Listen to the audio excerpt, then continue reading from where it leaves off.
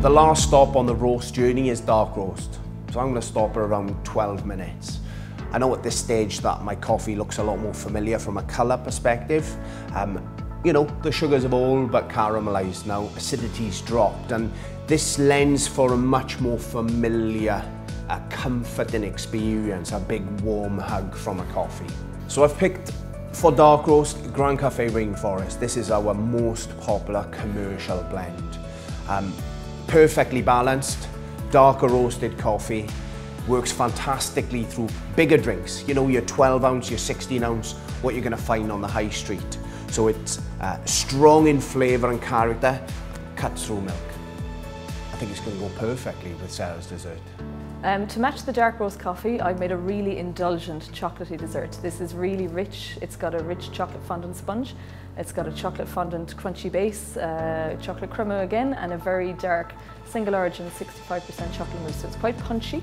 It's quite cocoa-y, so it's quite a deep flavour, and it should match really well with the dark roast coffee. So adding milk to dark roast coffee really sort of changes the flavour, brings out the caramels, brings out the toffees, and kind of softens the experience.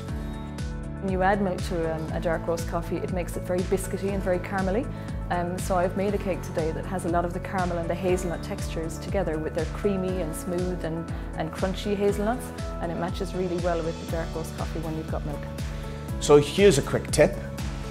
Getting your milk consistency right, particularly with the darker roast, bigger drinks, it's the primary ingredient in the cup. So how can I get that consistent? Well, it's no different to whisking an egg.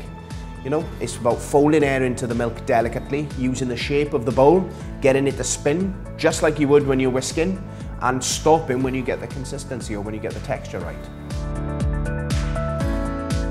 We've introduced a new approach to training called CoffeeWorks. For whatever reason, making coffee seems to be really complicated, and CoffeeWorks is all about making the process easy and accessible to everybody.